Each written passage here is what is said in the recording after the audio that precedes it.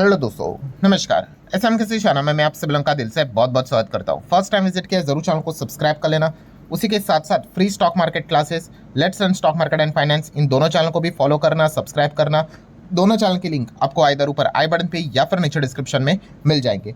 उसी के साथ साथ आज के दिन के पहले जो 2 इंपॉर्टेंट वीडियोज है इनको भी आप स्टडी कर सकते हो, लिंक नीचे डिस्क्रिप्शन में अवेलेबल है। सो चलो दोस्तों, फिलहाल तो इस वीडियो को स्टार्ट कर लेते हैं। ठीक है दोस्तों, अभी हम लोग आ चुके हैं बिल्कुल हमारे नॉर्मल स्क्रीन के ऊपर। एंड जैसे कि आपको पता ही है कि Q4 के रिजल्ट का सीजन स्टार्ट हो चुका है और आज के दिन भी बहुत सारी बड़ी बड़ी कंपनियां अपने Q4 के नंबर सामने यहाँ पे रख रही है। सिर्फ बड़ी नहीं, मीडियम साइज की कंपनियां, छोटी कंपनियां, सब अपने नंबर सामने यहाँ पे रख रही है।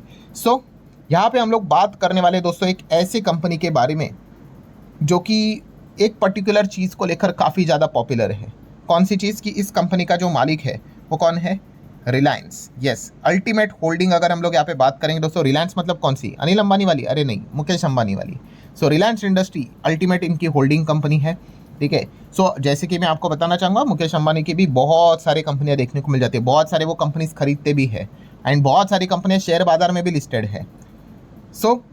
जो ये कंपनी हम लोग को देखने को मिल रही है, इनके जो नंबर्स है, फर्स्ट ऑफ ऑल मैं आपको बता दूं, यस, बाजार बंद होने के बाद आए हैं। ठीक है। ये पॉइंट बताना इंपॉर्टेंट क्यों रहता है? यस, कि रिएक्शन हम लोग को कल मार्केट जब खुलेगा तब पता चलेगा कि बाजार को इनके नंबर कैसे लगे। ओवरऑल नंबर मैं आप लोगों के सामने रखना चाहूँगा। जो भी फिगर्स है वो रुपीज़ इन लैक्स में हम लोग को देखने को मिल रहे हैं। एंड सीक्वेंस अगर हम लोग देखेंगे, मार्च, दिसंबर, मार्च, मतलब वही क्वार्टर ऑन क्वार्टर और ये ईयर ऑन ईयर, ये सबसे पहले इंपॉर्टेंट चीज़ चेक करने वाली बात बनती है। अगर हम लोग बात कर ले दोस्तों, तो आप देख सकते हो कि कंपनी का टोटल इनकम कितना है इस वक्त का?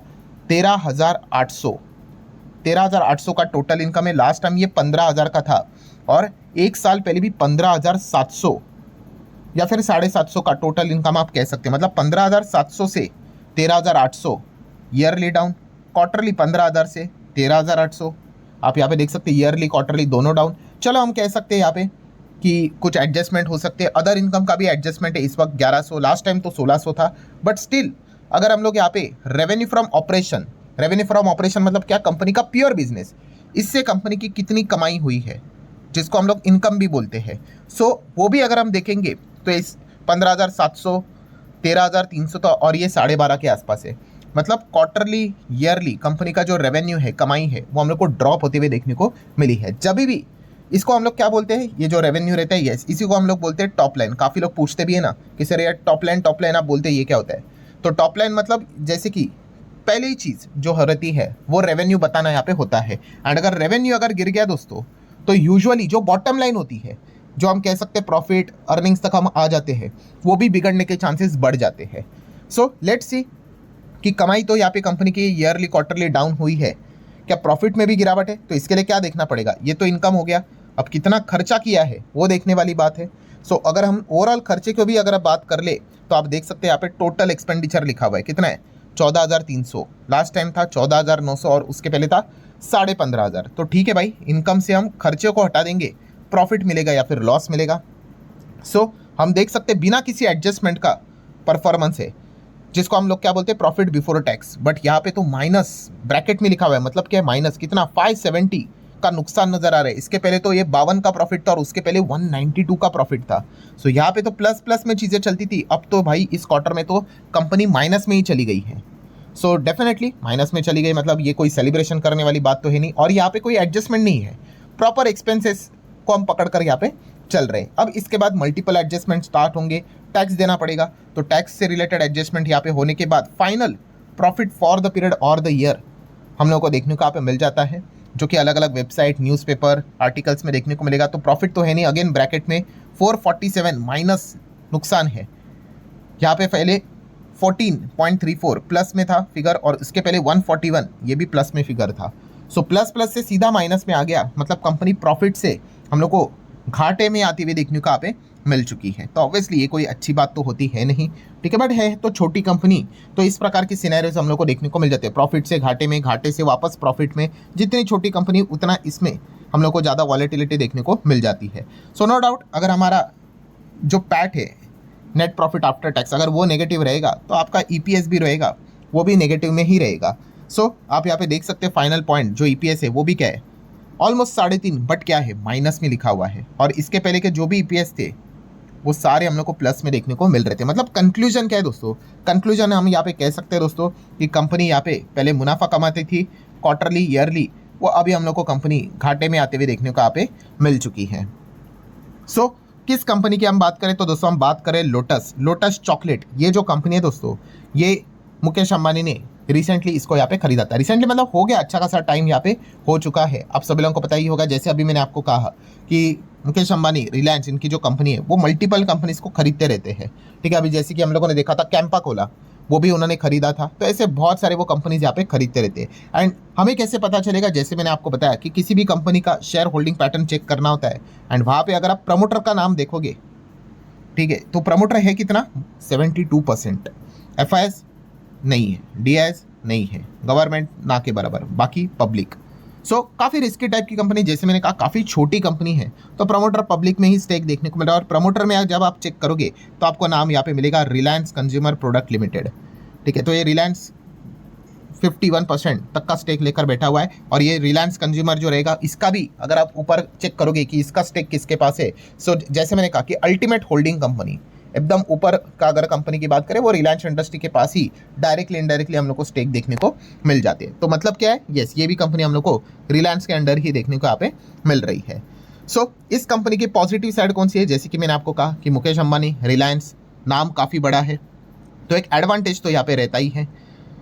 डिसएडवांटेज, या फिर डिसएडवांटेज तो नहीं कह सकते, रिस्क वाला पॉइंट कौन सा है, तो रिस्क वाला पॉइंट जैसे मैंने कहा कि कंपनी काफ़ी छोटी कंपनी, 1000 करोड़ का मार्केट कैप होगा या फिर उससे भी कम। सो ऐसे कंपनी में हमें क्या देखने को मिल जाता है, इतने छोटे कंपनी, यस, ज़बरदस्त लेवल की वॉलेटिलिटी। छोटे कंपनी में होता क्या है कि आपका प्रॉफिट, ऐसे ही मैं बोलता हूँ कि 5 करोड़ होगा, 6 करोड़ होगा, सडनली वो प्रॉफिट बढ़कर एकदम 20 करोड़ तक जा सकता है। तो स्टॉक भी एकदम क्या होता है, रॉकेट हो जाता है। फिर 20 करोड़ का प्रॉफिट अगेन 5 करोड़ 6 करोड़ हो गया, तो अगेन कंपनी जोरदार गिर जाती है। सो ये सिनेरियोज देखने को यहाँ पे मिल जाते हैं। मैं जस्ट आप लोगों को और भी बहुत सारी चीज़ सिखाने की कोशिश कर रहा हूँ। मतलब क्या है दोस्तों, जिनको ये बीमारी होती है ना, किस चीज़ की, फोमो की बीमारी या फिर स्टेज 2 की बीमारी। स्टेज 2 मतलब कि कोई भी स्टॉक ऐसा चल रहा है, कोई बात नहीं, कोई बात नहीं, भाग गया, खरीदो खरीदो खरीदो। ठीक है, ऐसे इस कंपनी में उनकी तो मतलब लंका ही लग जाती है, क्योंकि वो कंपनी ने अगर थोड़ा भी खराब नंबर दिखाए फिर वो जोरदार गिर जाती है। एंड अगर मैं इसका अगर आपको डेटा अगर दिखा दूं पिछले 5 साल का, इससे आप अंदाजा लगा सकते हो। ये देखो, ये पिछले 5 साल का डेटा है, एकदम ऐसा नॉर्मल चल रहा था, सडनली एकदम बड़े नंबर्स आ गए, स्टॉक एकदम रॉकेट बन गया, एकदम रॉकेट। मतलब आप अंदाजा लगा सकते हो, डबल ट्रिपल डिजिट में चलता था, 1000 को क्रॉस किया, 2000 को क्रॉस किया। सो जिसको बीमारी है भाई, भागो भागो भागो पकड़ने वाला भाई, वो तो ऊपर बिना सोचे समझे भाई खरीद लेते हैं। फिर क्या हो जाता है, कंपनी के नंबर अगर खराब आते हैं तो उतना ही जोर से वो पिट जाता है। फिर अगेन आप देख सकते हो, थोड़ा ठीक नंबर दिखाए तो थोड़ा ऊपर आया, फिर अगेन नंबर इतने खराब आ गए कि कंपनी अब आप देख सकते हो टॉप से कितना नीचे आ चुकी है। कोई फ्रॉड धोखेबाजी नहीं होती है। आपको बिजनेस को समझ में यहाँ पे आना चाहिए दोस्तों। जितने छोटी कंपनीज में आप जाओगे उतना ज़्यादा आपको ये इस प्रकार का ये जो चार्ट रहता है वो ज़्यादा बड़े लेवल पे देखने को मिल जाएगा। इसलिए अभी हम लोगों ने क्या देखा कि शेयर होल्डिंग पैटर्न, थोड़ा पीछे जाता हूँ, क्या देखा हम लोगों ने कि प्रमोटर तो है, चलो वो तो रहेंगे, बाकी एफआईएस डीआईएस है ही नहीं इसमें। क्यों? क्योंकि उनको भी पता है इस प्रकार की वॉलेटिलिटी में बहुत ज़्यादा रहेगी। तो फिर वो इंतज़ार करेंगे भाई, एक ये कंपनी पहले अपने बिजनेस को अच्छे से सेटअप कर ले और एक पर्टिकुलरली एक लेवल पे आ जाए कि अपने मार्केट कप को 10,000 करोड़ 15,000 करोड़ तक लेकर आ जाए, मिड स्मॉल की कंपनी बन जाए। फिर वो आराम से उसको स्टडी करेंगे और डिसीजन लेंगे कि जाना है कि नहीं जाना है। सो ये पॉइंट भी आप लोगों को अच्छी तरीके से पता है यहाँ पे होना चाहिए। अब रही बात आखिरी वाली, व्हाट नेक्स्ट। तो व्हाट नेक्स्ट तो भाई बहुत ही सिंपल है कि जैसे अभी मैंने आपको बताया कि ये नंबर मार्केट बंद होने के बाद आए हैं। सो कल बाजार का रिएक्शन क्या रहता है वो एक देखने वाली बात रहती है। ठीक है, बाजार के अलग अलग रिएक्शन होते हैं दोस्तों, क्योंकि जैसे मैंने आपको बताया कि जो छोटे कंपनीज होते हैं उनके जो शेयर्स होते हैं कुछ ही चंद लोगों के पास यहाँ पे रहते हैं।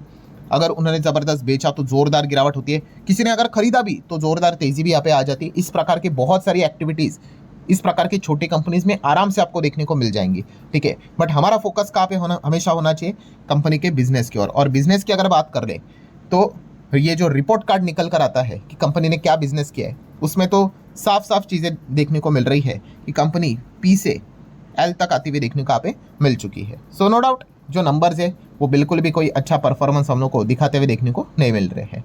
सो लेट्स सी अब कल क्या बाजार का रिएक्शन रहता है, वो एक डिफरेंट पार्ट यहाँ पे रहता है। सो जस्ट अगेन मैंने आप लोगों को जस्ट एक सिखाने की कोशिश की है कि इसमें मल्टीपल चीज़ें सीखने को यहाँ पे मिलती है। सो आशा करता हूँ वीडियो हेल्पफुल लगा होगा। आप चाहो तो इसको लाइक कर सकते हो, शेयर कर सकते हो, अब मिलते हैं नेक्स्ट वीडियो में, तब तक के लिए बाय बाय।